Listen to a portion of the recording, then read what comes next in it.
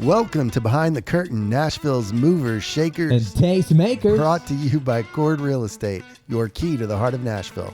I'm Steve Luther alongside my co-host Van Hoye. Here we peel back the layers of Nashville's vibrant scene, sitting down with the innovators, creators, and leaders who shape our city.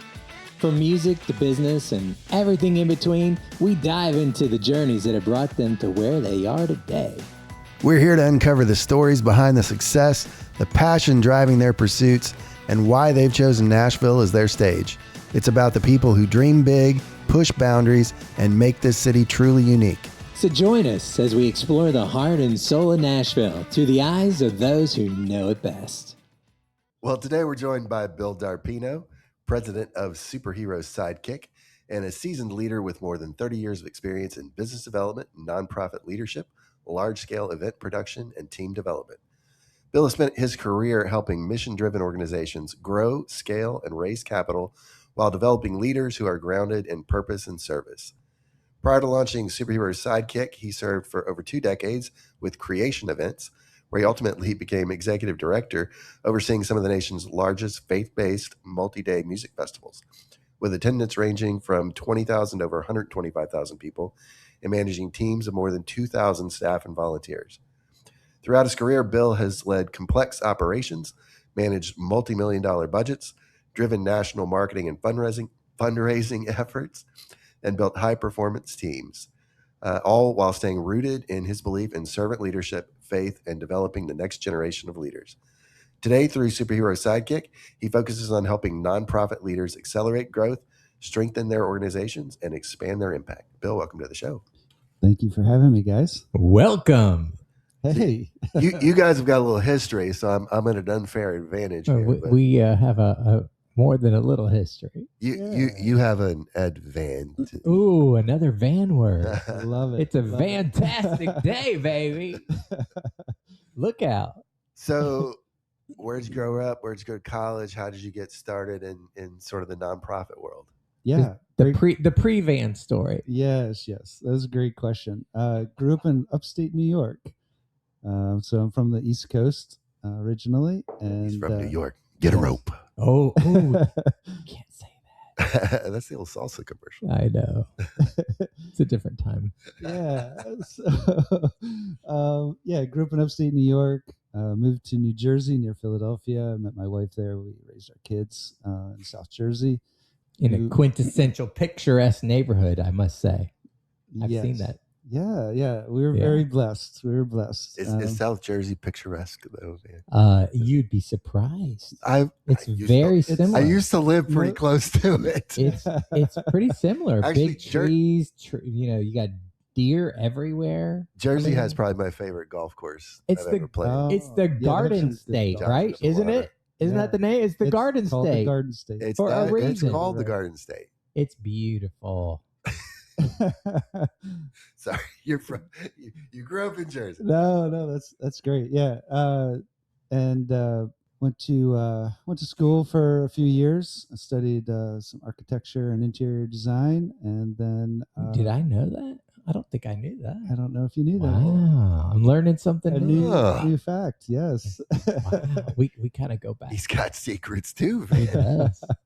Look out. From there, I was given an opportunity to work for a nonprofit, and did that for now. I guess I did that for a little over 30 years, which is then led me to Tennessee. Now, was that Creation Events? Or? That was Creation Events. And we hooked him. We brought him into Tennessee. I said, you gotta come down. Loving Tennessee. That's it. Yeah, it's great. I guess what was the transition from that to Superhero Sidekicks? Wow, we're jumping that far ahead. Well, Man, we'll come back to that 30-year period. I was like, I'm sure there's some more past stories. 30 years. What? Yeah, I stepped away felt like it was time, after 30 plus years.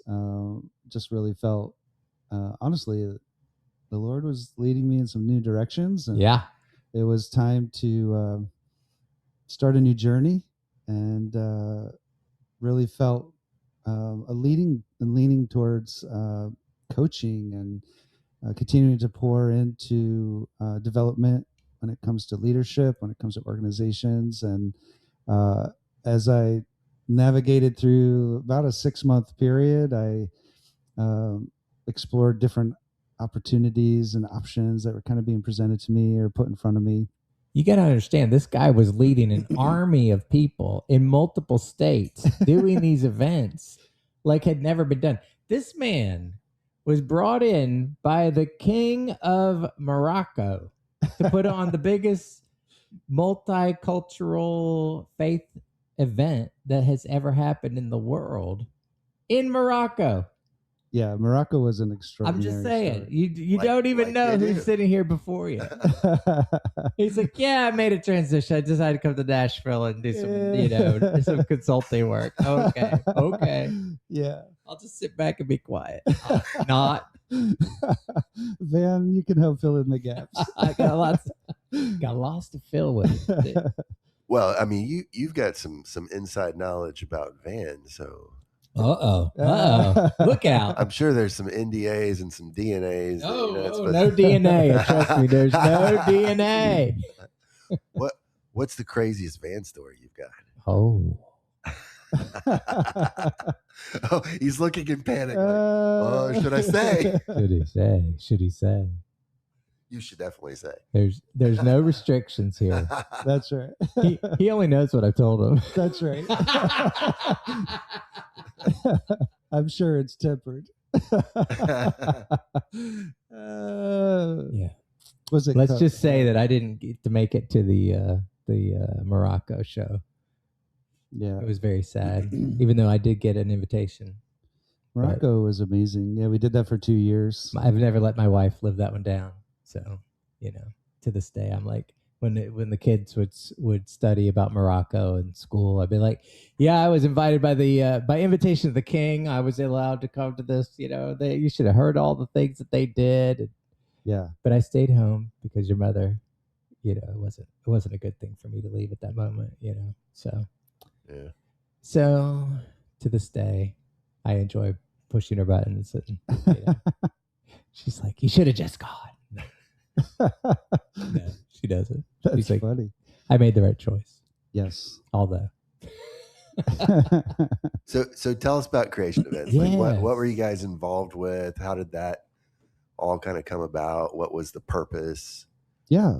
It was started in 1979. It was one of the first kind of outdoor music festivals that really brought Christian music to the community at large. And over the years, it just really became a gathering place for thousands of Christian believers tens of thousands. He's being modest. Tens of thousands, yes, to come together and just really worship, hear a very foundational message, biblical message that was presented in different ways throughout each day, and very much about music. Music was the real connecting point, right?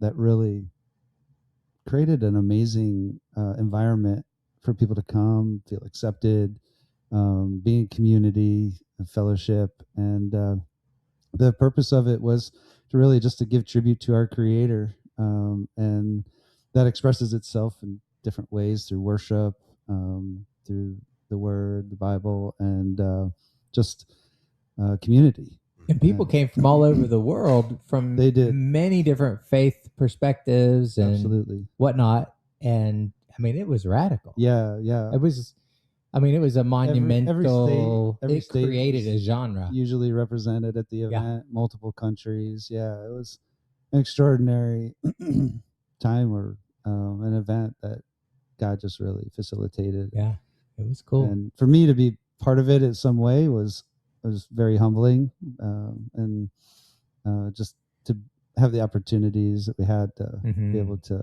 connect with amazing people that served. That was always like, everyone always asked me, like, what is the thing you enjoy, you like most about the event? And for me, it was really just serving with so many extraordinary people that committed their vacations and their time and Right. their resources. A true army of volunteers. Absolutely, yeah. Just for the one event, we had around 1,500 volunteers, 200 supervisors, all mostly volunteer that led about 30 different departments. And yeah, so it was, and the amazing thing is we really only met like once or twice a year. And so you're like running this massive operation. And it was in the mountains, of Pennsylvania between, between Pittsburgh and Philadelphia, right? Kind of That's in the right. center. Yeah. It was incredible. And then you were in other states too. You had a couple others in the Northwest. That's right. Yeah. In Washington kind of in State. the central. Yeah. So pretty Midwest. radical stuff. And you guys didn't just do things there. I mean, here I am just running my mouth. Normally I sit back and just interject here and there, but when you're going to be all selfless like this, but they would, they probably sponsored and built schools at such a level that nobody would ever have any concept of around the world. Mm-hmm. Yeah. Yeah. Pretty radical. We get to work with great organizations like Compassion International, right? World Vision, the different ones, different great organizations. Big stuff. And then there's Morocco. There's Morocco. So you talk some about servant leadership. Mm-hmm. Tell me in I guess your words, like what does that mean to you when you're trying to run these massive events with this massive number of volunteers? What does that look like for you?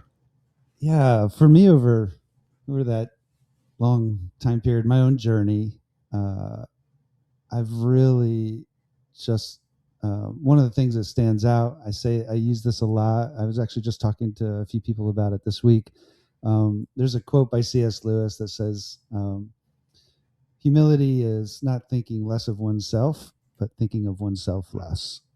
And in that, there's a real confidence of knowing who you are, having a good grasp of your identity, your purpose, and a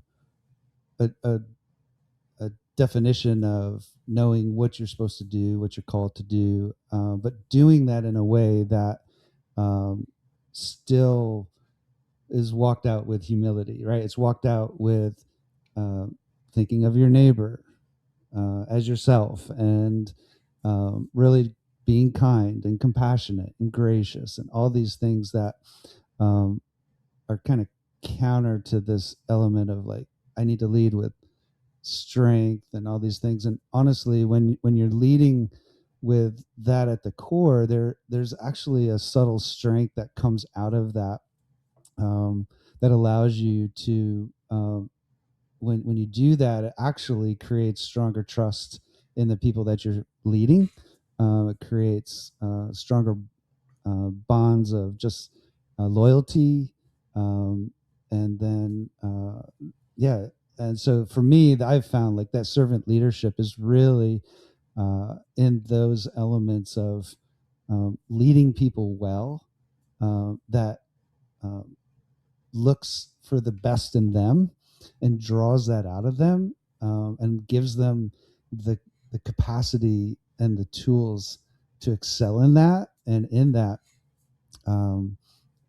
you both learn, you're pouring into them, and they're helping you accomplish mission at a high level. And so I love in servant leadership, there's a lot of just leading in a way that brings people together around a common mission and a common purpose, to accomplish great things. And so that's another thing I really just love about servant leadership, because it is very mission minded and purpose driven. This is the guy who was leading an army of people with tens of thousands of people in the stands and whatnot. And you would never know by watching him that he's the head of it all, because he was the least well-dressed person out there. And he was everywhere picking up trash, doing it all. I can relate to that. Yeah, I think as a leader, like the only way you would know that he was in charge is that because there was a buzz of people scurrying around asking him 1,000 questions nonstop. They're like, in line trying to get to him to ask a question while he's serving us as someone who's serving, like literally at all times. Yeah. At all times. Yeah. We've all seen like the Hollywood stories or whatever, your rock bands, their craziness. You know, Christian artists, we're still people, you know. Yeah. Everybody's gonna make mistakes. Yes, they are. I'm sure there were like hearts. massive egos and things you're Right. having to deal with. Like how do you manage all that when you've got, you know, such big egos that, you know, everybody kind of wants what they want? Yeah. That's a great question. For at least for me, and in my approach over all the years, I've worked with different artists and managers and different environments and situations. I think it's important in those things to set the right expectations up front.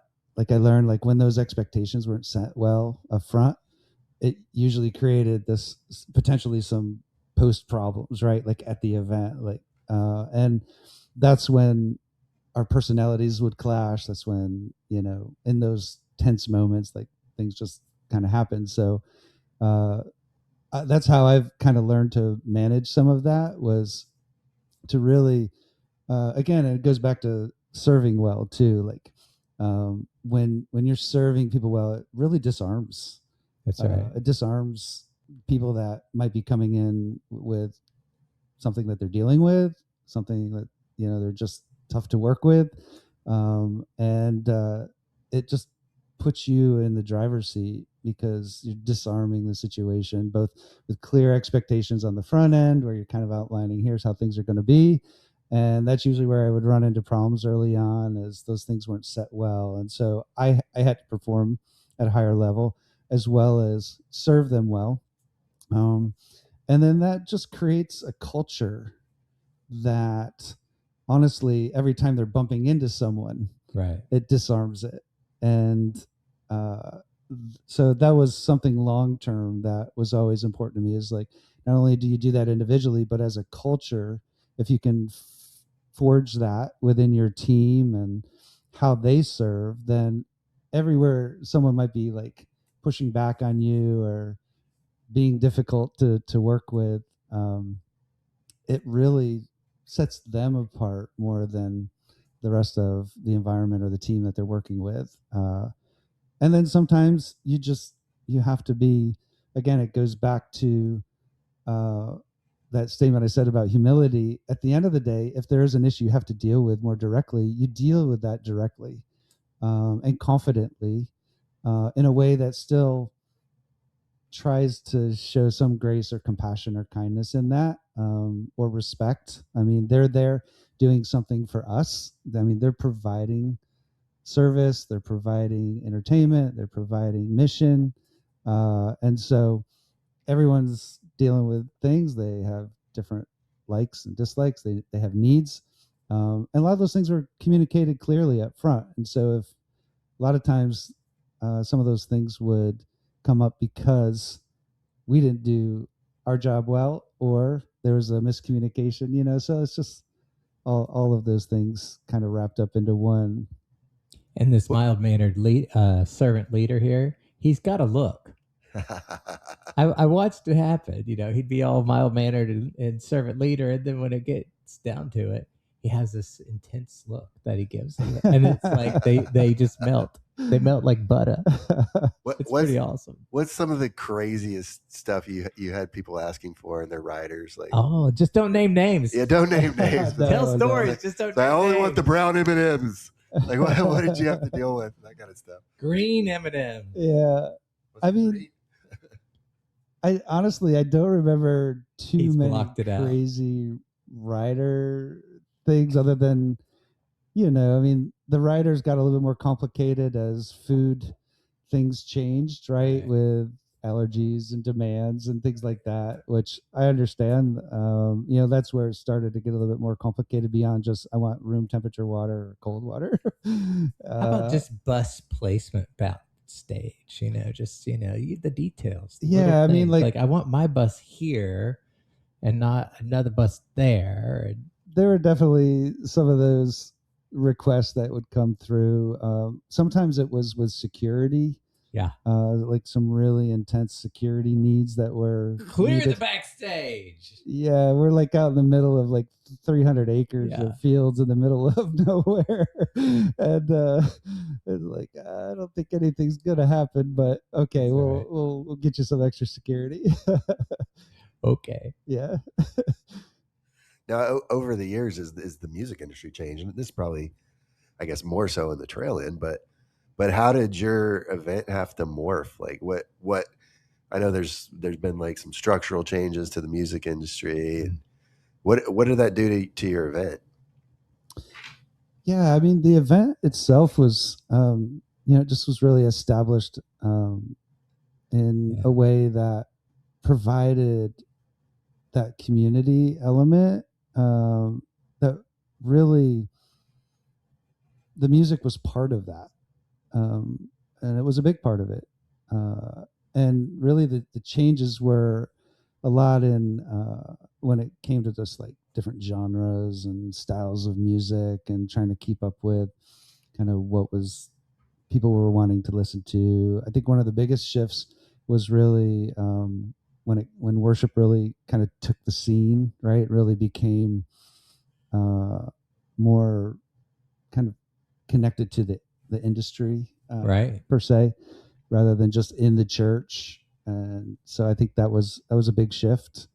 But you guys had it all. I mean, you had the pop music on one stage. You've Yeah. got death metal Christian and another alt stage, right? And then you've got the donut man, is talking with a puppet donut to the little children, right? I mean, it was it all. Everything was there. There was a lot of things It was there. it. Yeah. And the cheesecake on a stick. Oh my goodness.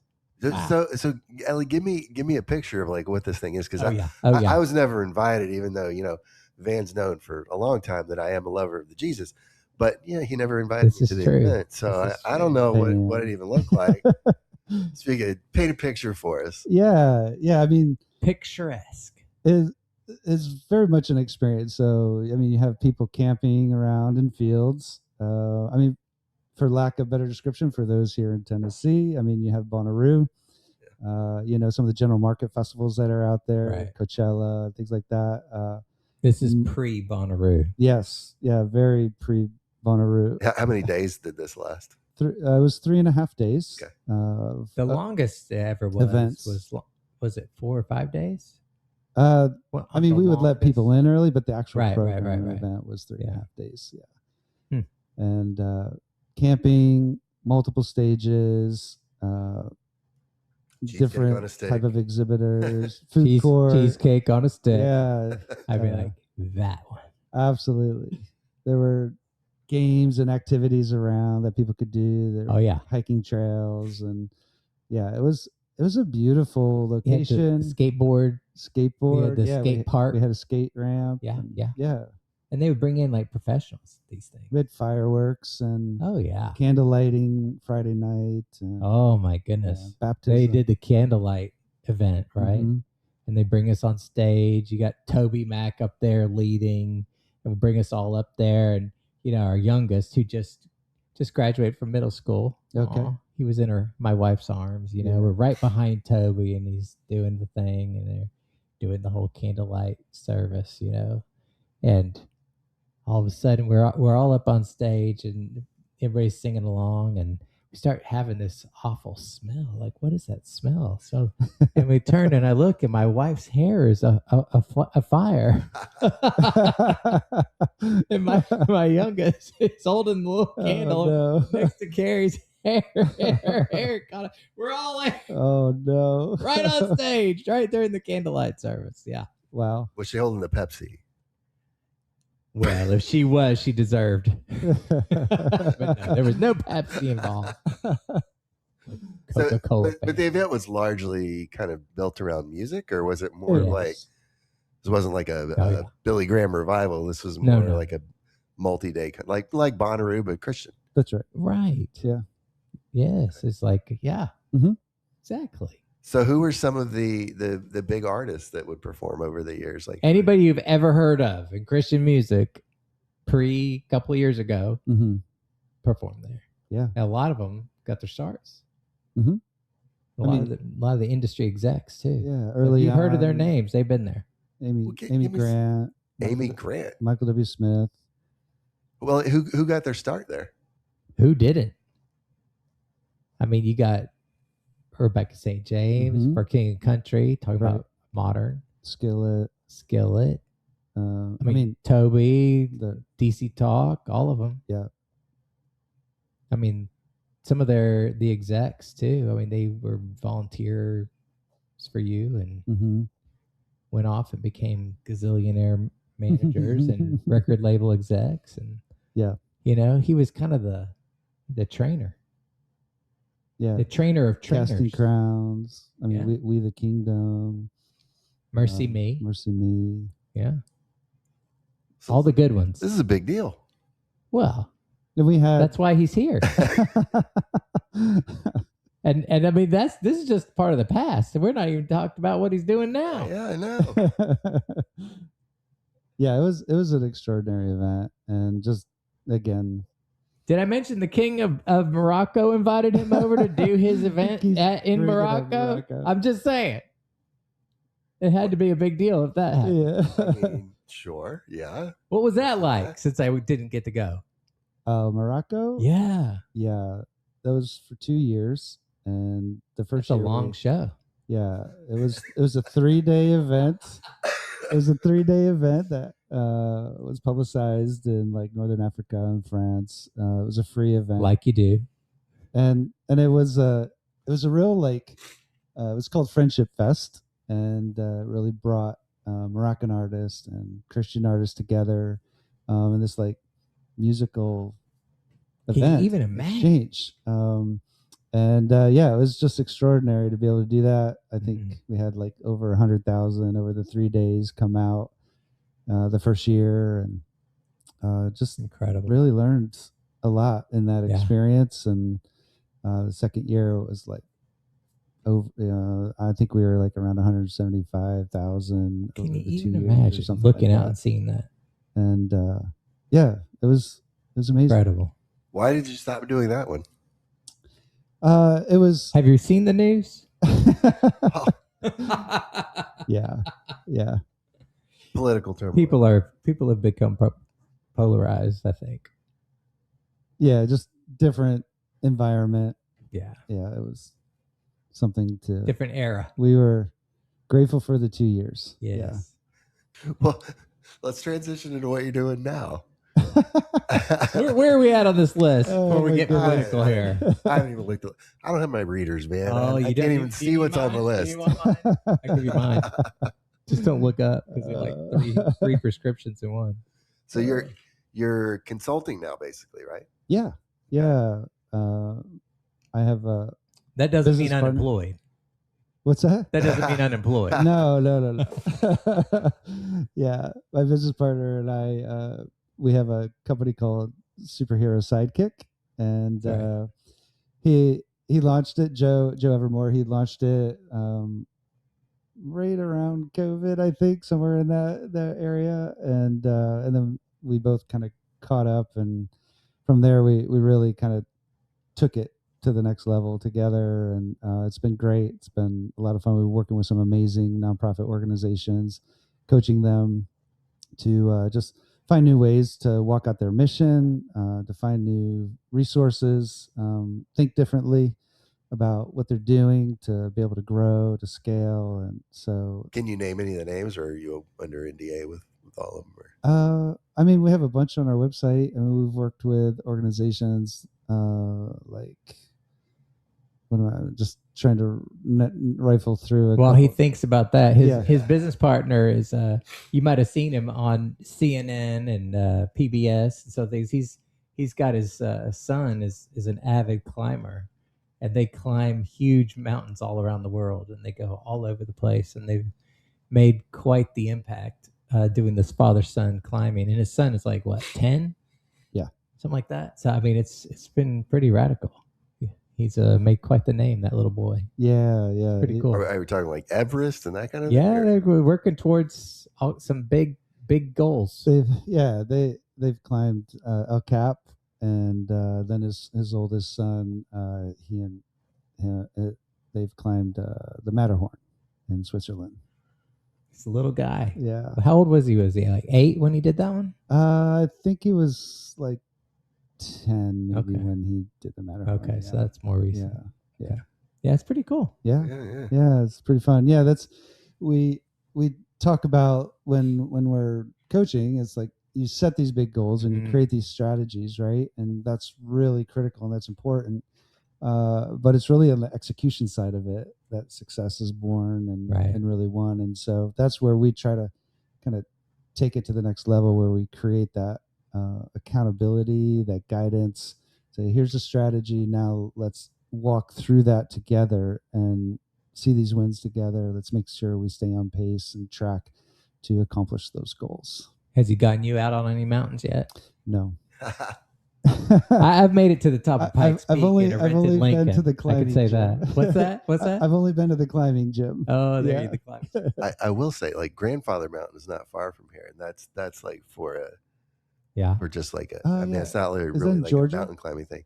It's no, it's in North Carolina. It's like North Carolina. It's not far past Johnson City. It's kind of like maybe an hour from Johnson City. All right. But that's a really cool hike for like the average person. Right. You don't have to have like harnesses and all that stuff, but there's still like ladders and cable things. Wow. That's fun. That would be fun. So if they're trying to get you to do something, just do that one.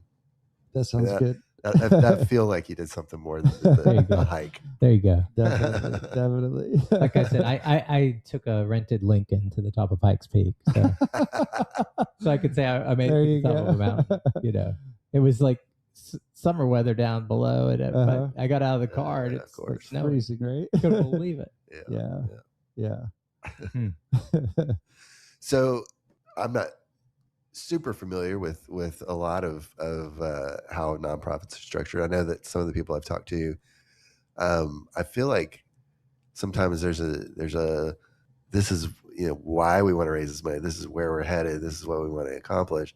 Yes. Are there like common things you see and as you're consulting with these nonprofits of like things they really need to like narrow down on or mistakes that they're making, or what are some of the common things that you see? Yeah. One of the common mistakes, you really hit that nail on the head, is that they don't know how to convey their mission and what we would call an elevator pitch, or, like something concise and clear that allows someone to connect quickly, not only with the story that kind of drove them into that mission and called them into that mission, but also what it is they want them to do. That's not very clear. It's like, you'll see on a lot of websites and the way someone might talk about how to get involved or give to an organization. It's like, give $10, $50, whatever you're feeling led to, or, pray about it. And that never really helps direct someone very specifically to what it is we want them to do. And that's one of the things we see the most is just having a lack of clarity in how to express the mission and how that connects to how someone can get involved. And then once they're involved, how that gets walked out and connects the supporter or the donor to that mission very closely. The more we can connect those that are helping to support us closer to the actual mission, where it feels very tangible, it feels like they're part of it. Like in Story Brand, which a lot of people know about, like they're the hero, and we want to connect that hero to the mission that they're helping to walk out. Right. So you help them hone their message. Absolutely. Yeah. So walk me through like how you coach somebody like this. Like, are you helping them like write the stuff? Or are you giving them some kind of a framework for like them to do it? Like what What does it look like? What Sure. do you do? Yeah. On the messaging side, we really help them discover their story. So we walk them through that. We just keep boiling that down into a clear, concise message. And we do that in a couple different ways where we want their elevator pitch, their quick, 2 to 3 minute, what do you do conversation, Right. to be really dialed in. And that's what not only the founder or the executive director should know inside and out, but like every person in the organization should be able to say that. And that's something that is easy, it's clear, and it quickly connects the person they're talking to the mission. Beyond that, we'll take that, continue to develop their story into what we call a hero talk. And that the hero talk is really what the founder, the executive director, gets to go out and present on stages. And so that might be 5 minutes, it might be 10. Usually it's in that 10 to 15-minute range where it really helps develop more of the story around the mission and the brand and the products that they would create to connect people to what they're doing and how they can get involved. What level of nonprofit should call you? We've been fortunate to work with organizations everywhere from startup to $20 to $30 million in annual revenues. And so really someone in that probably like million to and higher is probably someone that would really benefit well from what we do. How do you vet some of this stuff? Like if somebody's watching this, they might hear, we'll work with the $1 million or whatever, and they're like, oh, there it is, put my hand on a hanky and pray. And, they think back to their childhood and think of different sort of faith-based nonprofit, whatever, and think, oh, it's being abused, or they think whatever they think from their past experience. How do you vet what they do and kind of what they're about? Yeah, so we spend a lot of time with organizations, and we've helped startups because we really saw. Not that there's anything against praying over hankies or whatever, because some of that I'm sure is great. But I'm just saying there is some negative feeling out there, for people in nonprofit, especially if there's faith involved. You want to look at different organizational things that they're doing. You want to spend some time. We spend a lot of time with someone that might reach out to us, talking to their founder, their CEO, their executive directors. We look at their mission. We look at what they're doing, how they're doing it, both internally and externally, and then just kind of walk them through a short process, a couple of different coaching sessions up front, just to really, it's the best way is to keep asking questions, and spend some time with them and doing that to really see if it's a good fit, not just for us, but really for them too. It's got to work both ways. I know, back with what I used to do in Christian music and building schools and working with sponsored kids and things, that at one point I didn't even, at the very beginning, I wasn't even sure, did these kids even exist? Who's writing the letters? Is there some little workshop somewhere in Colorado somewhere, people are writing. And, when I got there and I saw the kids and I got to spend time in the schools and I got to see the tangible, the real work that Compassion, World Vision, all these organizations, Food for the Hungry, different ones. It's amazing what they're doing, and it blew my mind. And it made me more passionate to help them raise that awareness. And, and even though you see the headlines on different news wanting to call certain people out, those kids exist, and it's pretty radical how it's changing their lives and the trajectory, and getting to meet adults who were sponsored kids. That's right. Really will change it. Yeah. So that's cool. So what's the process like? You said there's a couple of initial coaching calls. So is this like phone calls, Zooms, in person? How long is it? Is there if you accept someone, do you do like a retreat where you're spending like a day? Just what is it logistically? What does it look like to kind of go through this process with you? Yeah, we'll spend a couple Zoom calls with the organization, really just getting to know them getting to know us, really just trying to discover where they're at, who they are as an organization, what they're doing, how they're doing it, and then also discovering like really where the potential issues are that, and if we can help them, and if See we if do it's a feel good like fit.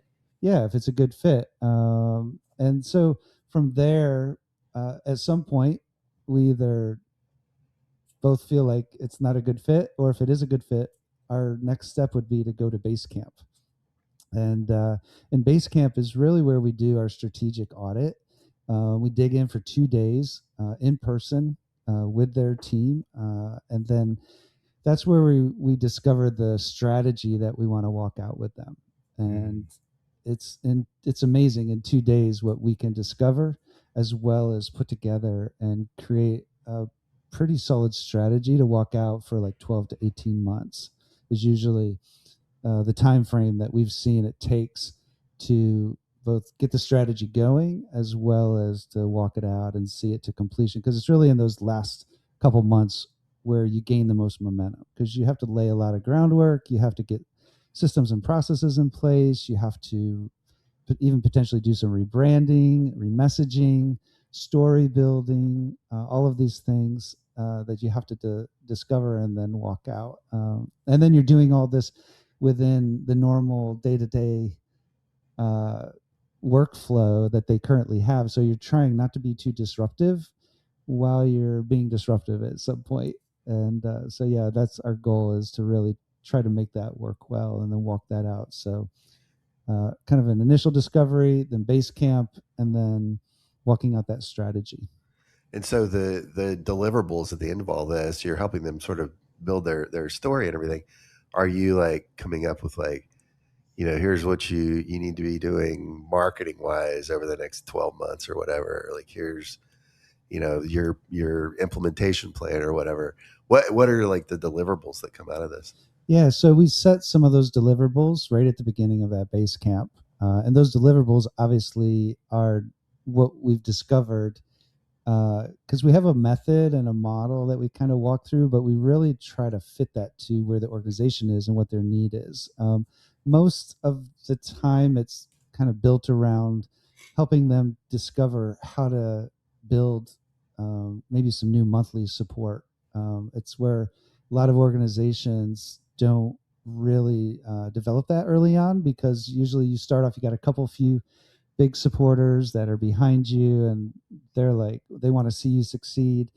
And then some of that more sustainable monthly support isn't developed. And that's where some nonprofits get in trouble if some of that changes. And so we want to see them develop that as well as some monthly support growth as well. And that's what really helps someone scale.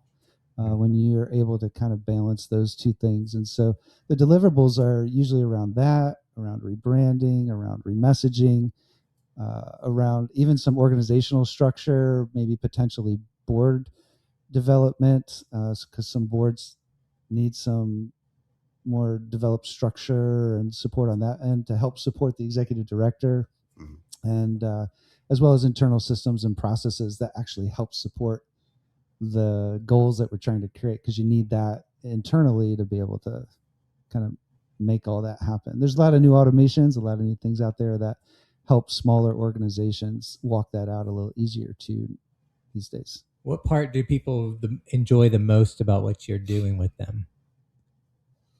Like when they have you come in and they go, okay, that blew my mind. That's it. Yeah, I think it's this discovery that they like these new ideas that I think they knew were in them are actually drawn out. Gotcha. And then put around a framework that they can actually feel like they can walk out and accomplish what they're trying to accomplish. And they've been so in the weeds. I mean, you guys run a business, you've started a business, you understand what it's like to just have to make it all happen. Right.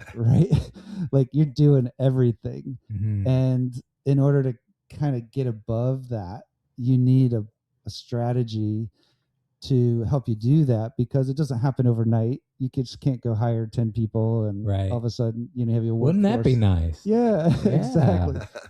So it's really identifying, like helping them find clarity in what's going to be the most important way forward, both in the short term as well as how that helps support that long-term growth, and then developing properly along the way. Because sometimes you might hire too quickly on something, and it's really not the right hire. It's just a reshifting or a refocusing of something that you need to do, which is uncomfortable. Yeah. But it's honestly the quickest pathway forward. And let's pull these things away.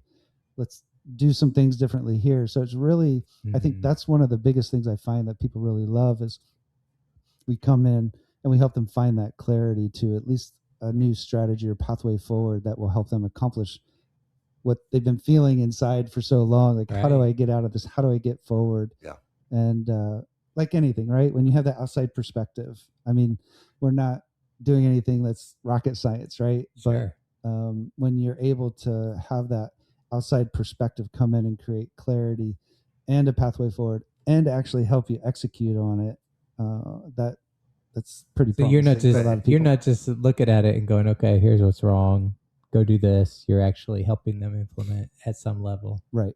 That's cool. What part do you like the most? For a lot of sorry. No, go ahead. I was gonna say for a lot of business owners in general, you start to get so stuck in the weeds of the day to day. Yeah. You can't see the forest for the trees, and that outside perspective will be like obvious, like right. It's like, oh yeah, duh, how did I miss that? But you're just you can't step back far enough to see it because you're just trying to keep everything going. That's right. That's good. That's good. What part do you like the most of what you do?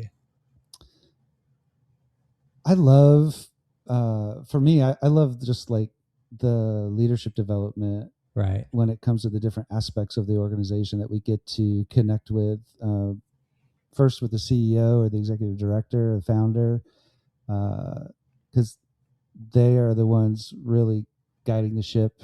They're the visionary a lot of times. They're creating the wind in the sails for the organization to really move forward. And then that next level leader down, like your senior leadership team that is really helping to execute on the operations and walk out that vision, like creating a really healthy culture within an organization, I think is so foundational and so important. So like being able to speak into those things at different levels, not just from, funding opportunities or branding opportunities or, messaging opportunities, but really just from how an organization runs and runs well. Because a lot of times those are the things that can sink an organization too very quickly. Right. So you really have to look at it from the inside out, I think initially. And we try to do that. And we bump into that a lot. Like we come in and we're kind of looking at these things because this is what, they want to do X. But then we discover like A, B, and C are not in a good place to even get there yet. Like we have to kind of like do a little work on that front too. So yeah, it's I think getting those things in place and order, and then creating a pathway forward for. So that's how your brain works. Leadership. Yeah, it's so foundational, I think, to any organization is success, because you could have the best product, you could have the best, messaging and marketing, but if you don't have a team that can catch the vision, execute on it well, and run the organization well, it just, you're always constantly fighting that, and gets in the way. I'm assuming you have a lot of conversation around creating your mission statement, you're identifying your core values, all that kind of stuff as well. We do a little bit of that, but honestly, we don't get too deep in the weeds on that. We find that those things usually form themselves when you bring clarity to the vision, right? Because the vision's really kind of guiding a lot of those things, and so that vision's wrapped around the story a lot of times of the founder, because the founder is the one who's taking the biggest risk. Right. They're out there like, hey, I'm going to do this. I'm going to like put it all on the line for this. And people get behind that because big vision brings a lot of people along. I'm seeing a TV show here, I'm seeing, like those guys, like Gordon Ramsay goes into the kitchen of the restaurant and takes over. The lady with the short white hair goes in and takes over the salon, and she's like, we're going to change this. You're going to get it back. You know, he goes into the nonprofit and he goes, okay, you're out. Here we go. You don't believe. Here we got to get behind this. You got, oh my goodness, I could just see it now. I mean, that's a great example. Like some of those shows where like in like 2 weeks he comes in, it's over, and he quickly identifies it because he's not emotionally connected to it. Right. Yeah. And he's not in the. You get to say the things others can't say. But I think in order for an organization to really, if they truly want to address those things, they have to be in a place to make hard decisions and make change. Well, if you've seen those shows, they're in a hard place. It's very difficult because it's so emotionally connected to you. You've invested so much. And so anyone, whether it's us or some other organization that would come in, like you really have to care for that well. Right. And there's an element of disruption that's happening that has to happen in order for change to happen. The disruptors. Right? I mean, think about like a precious metal, like, right? It's not actually pure. It's not pure until it's been put through the fire and tested. Now we're going to get deep here. And so like truly, like even with us as leaders and organizations, we have to go through some of that testing and those challenges in order to become really what we were meant to become, if we're willing to walk through that. Yeah. And if we have the fortitude and the ability to do that. I mean, it's not for everyone. I'm not like casting a broad net here. But I think those are some of the things. I mean, that's what make entrepreneurs. Like they risk, they fail, they risk, they fail, they risk, they win. Like they just keep going. It's all that testing that allows them to continually find that pathway forward. I don't know if you've tracked this, but I mean, I would think going in, you're thinking like, you know, the work that you're doing, you're more than paying for yourself. Like, what is there any kind of like multiplier that you've seen? Maybe it's just anecdotal, but you know, after they've gone through this with you, you know, they've scaled, you know, by whatever multiplier. Yeah, so we've seen a lot of like 2 and 3x scale and like different events that we've done with them, with creating different, not programs, but just, you know, like different strategies around how they go about connecting with their existing donors, new donors, people that can really connect with the mission. In some cases, we've seen like 8 and 10x scale. Like those are kind of the like startups that just like launched really well. Yeah. And really stuck to the plan, and all the things just kind of worked really well. I mean, that's not the norm, but we do typically see really good success when those things are really developed well, they are maintained, and really walked out in a consistent way. I would assume your fee structure sort of changes a little bit depending on if you're dealing with a startup versus, you know, somebody that's pulling in 20, 30 million. What does your fee structure look like? Yeah, so we have like different levels of that kind of draws us in a little closer and to more depth, more detail, and those structures can range anywhere from like 1,600, 1,800 on the very low end, and up. Sure. Yeah, and so we're not asking how much you make or anything. and we, well, one of the things we do like to do too is we really like to. There's a few organizations we've just come alongside and helped. Sure. You know, we want to. One of our core values is to be generous, right? As an organization, so we want to try to do that as well. We've both run nonprofits. We understand the difficulties and the successes of that, and you know, so hopefully that kind of walks out in our mission as well when we're serving these other organizations. I like this last question that you had here. Oh, I know you don't have your glasses, so you can't hardly read it. He says here, looking ahead, what do you believe the next generation of nonprofit leaders needs to understand in order to lead effectively and create lasting impact? Wow. I was like, wow, that's a great question. That's amazing. Do I need to read it again? Read it one more time. Okay, you ready? That's a great question. You ready? I just want to hear it again. Looking ahead. Imagine Steve saying this. Looking ahead.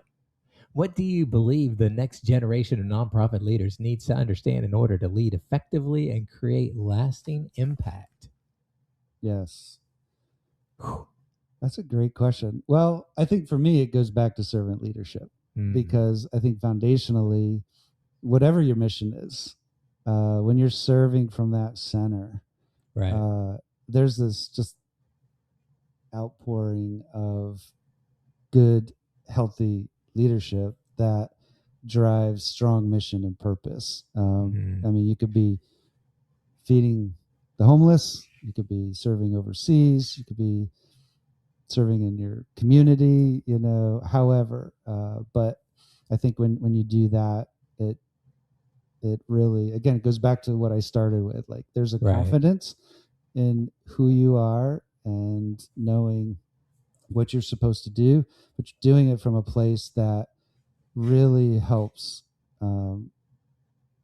serve people well, because you're recognizing, at least for me, like, you recognize your own depravity as a human being, and that creates a response of grace and mercy and compassion and kindness, no matter what that human being is dealing with or going through. And I think that carries over into how you lead others in your organization, and carries out in how you respond to people in conflict, when you're dealing with conflict within your own organization or in the public.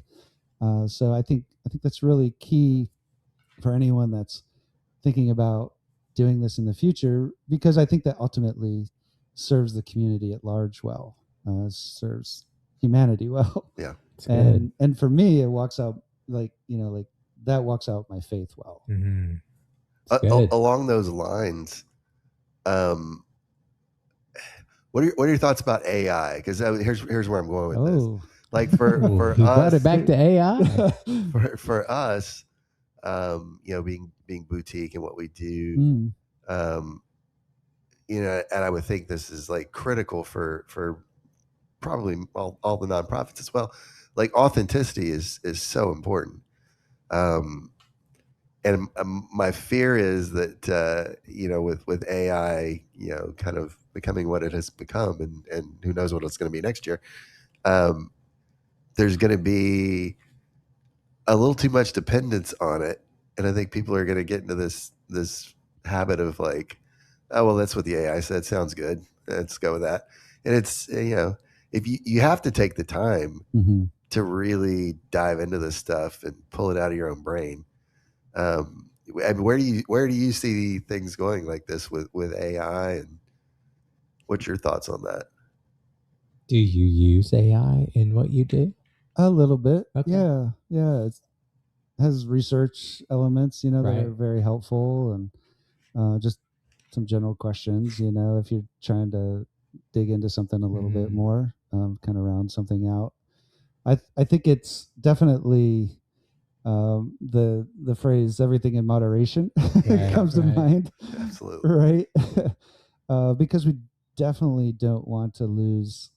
I don't think we want to lose our humanity and our human condition over it. You know what I mean? I think like it just has a sense of like just taking that next level towards, like what you said, like just taking that human element out of everything. And I think it's so important that we maintain that, because from in that is our soul and our spirit, right? Yeah, and like those things are just, they're going to be intrinsic to us and who we are, and we do have to be careful, I think, in how we manage it, how we use it, just like any technology.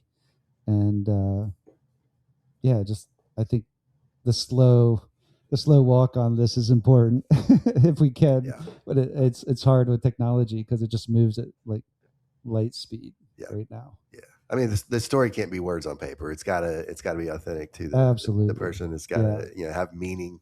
100%. It come from within, not from Chat GPT or Claude or whatever. Yeah, and I was talking to someone about this a couple weeks ago, but like you might almost see the shift of like the value of something authentic becomes the greater value than something that's kind of automated and produced in that way. Just like you see like some of this generation really kind of gravitating towards some of the retro things of, in clothing design and records, vinyl, and, like there's this desire of wanting to go back to some things that are real and authentic and tangible. And I think that's because as human beings, we're built for relationship. We're built for community. And that relationship, I think, as that gets severed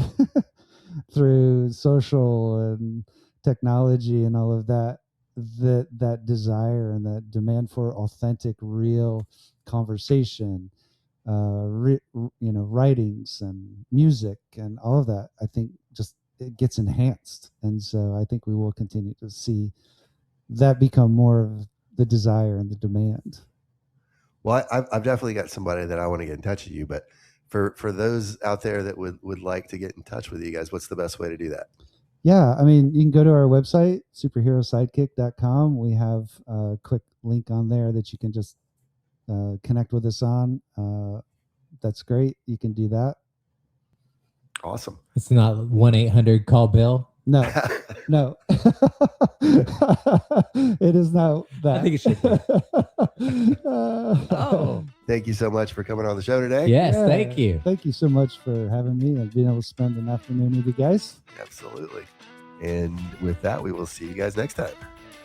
Well, that's a wrap on today's episode of Behind the Curtain, Nashville's movers, shakers, and taste makers. We hope you've been inspired by the stories of passion, perseverance, and innovation right here in Nashville. A big thank you to our guests for sharing their journeys and to you, our listeners, for joining us. And of course, our gratitude to Accord Real Estate for making this conversation possible. Don't forget to follow or subscribe to our podcast on your favorite platform. Thank us. Yes, you did. Oh, I guess I did. Well, thank us. Okay. Like I was saying. Oh, yeah. Don't forget to follow or subscribe on your favorite platform to catch every episode and hit that notification bell. We've got plenty more fascinating guests lined up, ready to share their insights and inspirations. And we love hearing from you, so reach out to us with your thoughts, questions, or suggestions for who you'd like to hear from next. Until next time, keep chasing your dreams and making your mark in Nashville. Oh, my goodness. Remember, Am I talking to Casey it's Kasem? the people behind the scenes that make the city shine. I love it. Take care. See you behind the curtain.